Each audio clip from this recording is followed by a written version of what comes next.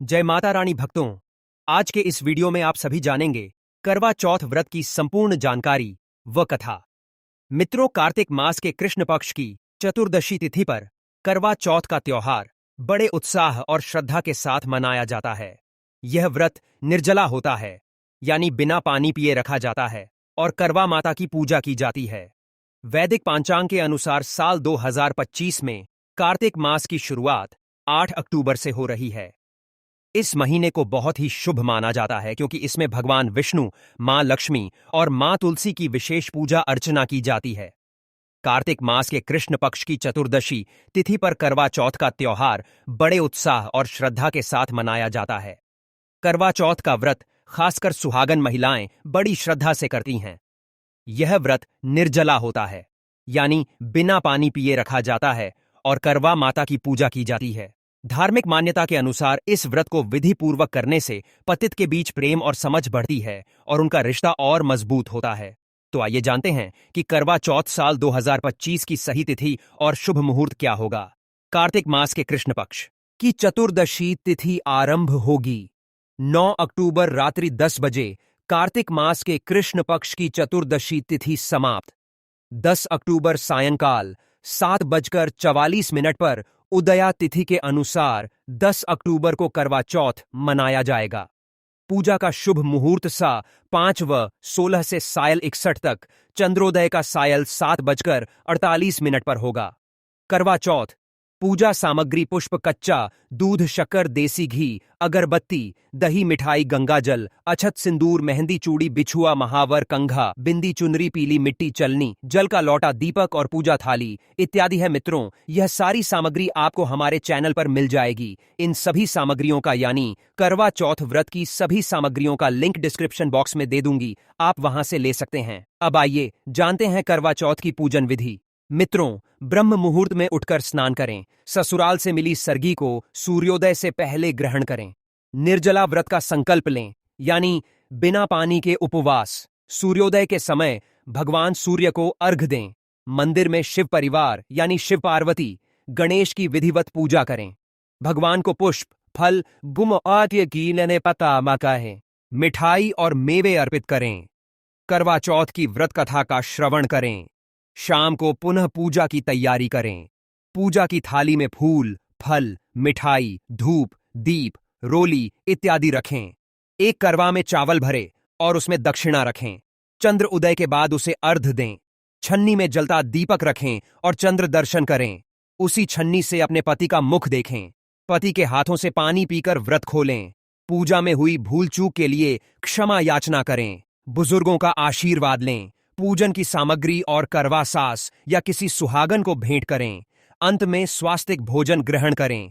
करवा चौथ व्रत के नियम। मित्रों, करवा चौथ के दिन करवा माता की पूजा के बाद व्रत कथा पढ़ी या सुनी जाती है और जीवन में सुख शांति की कामना की जाती है। पूजा के बाद इत्र, केसर, सिंदूर और लाल चुनरी दान करें। ऐसा करने से वैवाहिक जीवन में खुशहाली आती है और परिवार में शांति बनी रहती है। करवा चौथ के दिन व्रत का संकल्प पूरी श्रद्धा और मन लगाकर लें।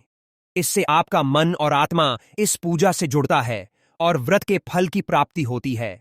इस दिन किसी भी तरह का झगड़ा या विवाद करना वर्जित होता है। इस व्रत की है पवित्रता भंग हो सकती है और इसके परिणाम भी नकारात्मक हो सकते हैं। हे मित्रों, आप सभी ने अभी जाना करवा चौथ व्रत की संपूर्ण जानकारी। अब आइए श्रवण करते हैं करवा चौथ व्रत की 5 महापुण्य फल देने वाली कथा। कथा अच्छी लगे, वीडियो अच्छी लगे तो वीडियो को लाइक शेयर करें। प्रेम से बोलिए शिव परिवार की जय, करवा माता की जय। ओम गणेशाय नमः। कर्क चतुर्थी अर्थात करवा चौथ की कथा। सनातन धर्म की प्रथा के अनुसार कर्क चतुर्थी अर्थात करवा चौथ कार्तिक मास के कृष्ण पक्ष की चतुर्थी को कहते हैं। सुहागवती स्त्रियों के लिए यह बहुत श्रेष्ठ व्रत है। स्त्रियां इस व्रत को अपने पति के दीर्घजीवी होने के लिए करती हैं। इस दिन सुहागन स्त्रियां चावल पीसकर दीवाल पर करवा चौथ बनाती हैं, जिसे वर कहते हैं। इस करवा चौथ में पति के अनेक रूप बनाए जाते हैं तथा सुहाग की वस्तु जैसे चूड़ी, बिंदी, बिछुआ, मेहंदी और महावर आदि के साथ साथ दूध देने वाली गाय, करवा बेचने वाली कुम्हारी, महावर लगाने वाली नायन, चूड़ी पहनाने वाली मनिहारी, इन 7 भाई और उनकी इकलौती बहन सूर्य, चंद्रमा, गौरी और पार्वती आदि देवी देवताओं के भी चित्र बनाए जाते हैं। सुहागन स्त्रियों को इस दिन निर्जल व्रत रखना चाहिए। रात्रि को जब चंद्रमा निकल आए तब उसे अर्घ देकर भोजन करना चाहिए। पीली मिट्टी की गौरा बनाकर उनका पूजन करना चाहिए।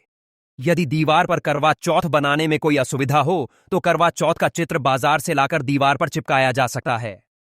करवा चौथ व्रत कथा मानधाता कहने लगे कि जिस समय अर्जुन नीलगिरी पर तप करने के लिए चले गए तो उनके पीछे द्रौपदी खिन्न होकर चिंता करने लगी कि अर्जुन ने बड़ा कठिन कर्म प्रारंभ किया है, किंतु विघ्न डालने वाले शत्रु अनेक हैं। इस प्रकार चिंता करके श्री कृष्ण जी से सब विघ्नों का नाश करने वाला उपाय पूछने लगी। द्रौपदी ने कहा कि हे सर्व जगत के नाथ, आप मुझे एक ऐसा व्रत बताने की कृपा करें जिसके करने से सभी विघ्न दूर हो जाए। श्री कृष्ण ने कहा, हे महाभाग श्री, पार्वती जी ने भगवान शंकर जी से यही प्रश्न किया था। तब वह दिन श्री का कि शंकर जी ने पार्वती जी से जो कहा था, हे बराराहे, वही करक चतुर्थी का नाम अब व्रत मैं तुमसे कहता हूं। ध्यानपूर्वक सुनो, यह सब प्रकार के विघ्नों का नाश करने वाला है। श्री पार्वती जी ने कहा है कि हे भगवान, यह कारक चतुर्थी का व्रत कैसे किया जाता है, जिस तरह है उसका विधान क्या है? क्या पहले भी इस व्रत को किसी ने किया है? शंकर जी बोले, हे पार्वती, अनेक प्रकार के रत्नों से शोभमान, चांदी और सोने के भवनों से भरे विद्वान पुरुषों से सुशोभित, लोकों को बस में करने वाली दिव्य स्त्रियों से शोभमान, जहां पर सदैव ही वेद ध्वनि होती है, ऐसे स्वर्ग से भी मनोहर परम रमणिक शुक्र पत्थरपुर दिल्ली शहर में एक वेद शर्मा नामक ज्ञानी ब्राह्मण रहता था। उसकी पत्नी का नाम लीलावती था। उसको महापराक्रमी 7 पुत्र और संपूर्ण लक्षणों से युक्त वीरवती नाम की एक कन्या उत्पन्न हुई। उसकी आंखें नीलकमल के समान और मुख चंद्रमा के समान था। उसके विवाह के योग्य समय आ जाने पर वेद शर्मा ने एक वेद शास्त्र के ज्ञाता विद्वान ब्राह्मण के साथ उसका विवाह कर दिया। इसके पश्चात वीरवती ने अपने भाइयों की पत्नियां भजाइयां समेत गौरा का व्रत किया। फिर कार्तिक कृष्ण चतुर्थी के दिन व्रत उपवास कर सायंकाल में स्नान कर सभी ने भक्ति भाव से वट वृक्ष का चित्र बनाकर उसके नीचे शंकर जी, गणेश जी और स्वामी कार्तिकेय के साथ पार्वती का चित्र बनाया और ओम नमः शिवाय इस मंत्र से गंध पुष्प और अक्षत आदि से गौरी जी का पूजन किया। फिर शिवजी, गणेश जी तथा सदानंद का अलग अलग पूजन करते हुए पकवान अक्षत दीपक से युक्त 10 करवा और गेहूं के पिसान और गुड़ के बने हुए पकवान तथा और भी अनेक प्रकार के फला आदि भोज्य पदार्थों को अर्पण करके अर्घ देने के लिए चंद्र उदय की प्रतीक्षा करने लगी। इसी बीच वीरवती बाला भूख प्यास की पीड़ा से मूर्छित होकर पृथ्वी पर गिर पड़ी। तब उसके सब भाई बांधव रुदन करने लगे। फिर वीरवती का मुख धोकर पंखे से हवा करके उसको ढाढ़स बंधाने लगी कि अब चंद्रमा उदय होने ही वाला है। उसका एक भाई चिंता युक्त होकर एक महान व्रत वृक्ष पर चढ़ गया। बहन के प्रेम से दुखी भाई ने जलती हुई लुकारी लेकर चंद्रमा के उदय होने का बहाना कर दिखाया। वीरवती ने चंद्रमा का उदय जानकर दुख का त्याग करके विधि विधान से अर्घ देकर भोजन कर लिया। इस प्रकार व्रत के दूषित हो जाने के कारण उसका पति मर गया।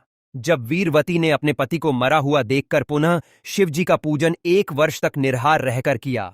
वर्ष के समाप्त होने पर कर्क चतुर्थी का व्रत उसकी भजाइयों ने किया। वीरवती ने भी पूर्वोक्त विधान से व्रत किया। जब उस दिन देव कन्याओं के साथ इंद्राणी वहां कर्क चतुर्थी का व्रत करने के लिए स्वयं स्वर्ग से वीरवती के पास आई, तब वीरवती ने इंद्राणी से सब बातें पूछीं। वीरवती ने कहा कि मैं कर्क चतुर्थी का व्रत करके अपने पति के घर आई तो मेरे पति मृत्यु को प्राप्त हो चुके थे। मैं नहीं जानती कि किस पाप कर्म से मुझको यह फल मिला है। हे मातेश्वरी, हमारे भाग्य से आप यहां आ गई हैं, सो मेरे पति को जीवित करके मुझ पर कृपा कीजिए। इंद्राणी ने कहा, सुभाग्यगत वर्ष जो तुमने अपने पिता के घर में कर्क चतुर्थी का व्रत किया था, सो बिना चंद्रमा के उदय हुए ही तुमने उसको अर्घ दे दिया था। इसी से व्रत दूषित हो गया और तुम्हारा पति मृत्यु को प्राप्त हो गया। अब तुम यत्न के साथ इस कारक चतुर्थी का व्रत करो। तत्पश्चात इस व्रत के प्रभाव से मैं तुम्हारे पति को जीवित कर दूंगी। श्री कृष्ण भगवान कहने लगे कि हे द्रौपदी, इंद्राणी के वचन सुनकर वीरवती ने विधान पूर्वक उस व्रत को किया। इस प्रकार उसके कारक चतुर्थी का व्रत करने से इंद्राणी ने प्रसन्न होकर जल के द्वारा अभिषेचन करके उसके पति को जीवित कर दिया। वह देवता के समान हो गया। उसके पश्चात वीरवती अपने पति के साथ घर आकर आनंदपूर्वक रहने लगी। तिरुवती के व्रत के प्रभाव से उसका पति धन्य धन्य पुत्र तथा आयु को प्राप्त हुआ, इसलिए तुम भी इस व्रत को यत्नपूर्वक करो। सूत जी कहने लगे कि हे ऋषियों, इस प्रकार श्री कृष्ण के वचनों को सुनकर द्रौपदी ने इस करवा चौथ का व्रत किया, जिसके प्रभाव से संग्राम में कौरवों पर विजय प्राप्त करके अतुलनीय राज्य को प्राप्त किया, जिससे उनका सब दुख दूर हो जाता रहा। प्रेम से बोलिए गणेश भगवान की जय, करवा माता की जय, हर हर महादेव माता पार्वती की जय। करवा चौथ व्रत की दूसरी कथा। एक साहूकार था जिसके बेटे और एक बेटी थी। सातों भाई व बहन एक साथ बैठकर भोजन करते थे। एक दिन कार्तिक की चौथ का व्रत आया तो भाई बोला कि बहन आओ भोजन करें। बहन बोली कि आज करवा चौथ का व्रत है, चांद उगने पर ही खाऊंगी। तब भाई ने सोचा कि चांद उगने तक बहन भूखी प्यासी रहेगी, तो एक भाई ने दिया जलाया, दूसरे भाई ने छलनी लेकर उसको ढका और नकली चांद दिखाकर बहन से कहने लगी, चल चांद उगाया है, अर्ध दे ले बहन। अपनी भाभियों से कहने लगी, चलो अर्ध दे दो। भाभियां बोली, थारा चांद उगा होगा, हमारा चांद तो रात को उगेगा। बहन ने तब अकेले ही अर्ध दे दिया और खाने लगी तो पहले ग्रास में बाल आ गया, दूसरे ग्रास में कंकर आया, पर तीसरे ग्रास में मुंह की ओर किया तो उसके ससुराल से संदेश आया कि उसका पति बहुत बीमार है, जल्दी भेज। नेता लड़की को विदा किया तो कहा कि रास्ते में जो भी मिले उसके पांव लगना और जो कोई सुहाग का आशीष दे तो उसके पल्ले में गांठ लगाकर उसे कुछ रुपए देना। बहन जब भाइयों से विदा हुई तो रास्ते में जो भी मिला उसने बात है यह आशीष दिया, तुम 7 भाइयों की बहन हो, तुम्हारे भाई सुखी रहे और तुम उसका सुख देखो। सुहाग का आशीष किसी ने भी नहीं दिया। जब वह ससुराल पहुंची तो दरवाजे पर उसकी छोटी ननद खड़ी थी। वह उसके भी पांव लगी तो उसने कहा कि सुहागन रहो, सपूती हो, तो उसने यह सुनकर पल्ले में गांठ बांधी और ननद को सोने का सिक्का दिया। जब भीतर गई तो सासू ने कहा कि पति धरती पर पड़ा है, तो वह उसके पास जाकर उसकी सेवा करने के लिए बैठ गई। बाद में सासू ने दासी के हाथ बची खुची रोटियां भेज दीं। इस प्रकार से समय बीतते बीतते मग सिर की चौथ आई तो चौथ माता बोली, करवा ले भाइयों की प्यारी करवा ले। लेकिन जब उसे चौथ माता नहीं दिखाई दी तो वह बोली, हे माता, आपने मुझे उजाड़ा तो आप ही मेरा उद्धार करोगी, आपको मेरा सुहाग देना पड़ेगा। तब चौथ माता ने बताया कि पौष की चौथ आएगी, वह मेरे से बड़ी है, उसे ही सब कहना, वही तुम्हारा सुहाग वापस देगी। पौष की चौथ आकर चली गई, माघ की भी चली गई, फाल्गुन की चौथ भी आकर चली गई, चैत्र, वैशाख, ज्येष्ठ, आषाढ़ और श्रावण,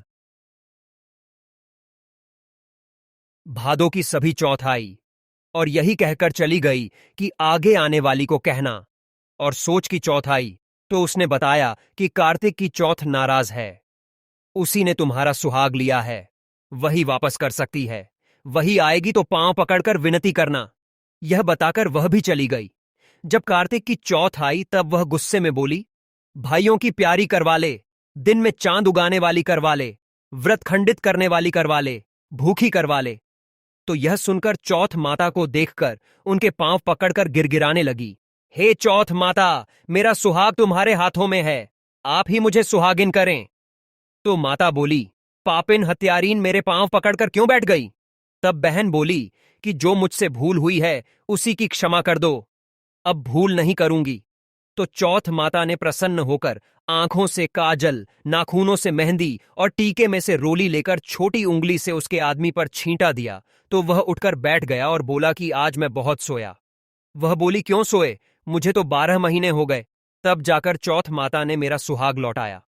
तब उसने कहा कि जल्दी से माता का पूजन करो। जब चौथ की कहानी सुनी, 12 के बड़े के खे सब पू के की करवा पूजन किया तो प्रसाद खाकर दोनों पतित चौपर खेलने बैठ गए। नीचे से दासी आई, उसने उन दोनों को चौपर पासे से खेलते देखा तो उसने सासू जी को जाकर बताया। तब से सारे गांव में यह बात प्रसिद्ध हो गई कि सब स्त्रियां चौथ का व्रत करें तो सुहाग अटल रहेगा। जिस तरह से साहूकार की बेटी को सुहाग दिया, उसी तरह से चौथ माता सबको सुहागिन रखे। यही करवा चौथ के उपवास की सनातन महिमा है। प्रेम से बोलिए, हर हर महादेव माता पार्वती की जय, गौरी गणेश की जय, करवा माता की जय, चौथ माता की जय। करवा चौथ व्रत कथा अगर आपको वीडियो अच्छी लगी हो तो वीडियो को लाइक और चैनल को सब्सक्राइब जरूर करें और कमेंट में जय माता लक्ष्मी जरूर लिखें। धन्यवाद।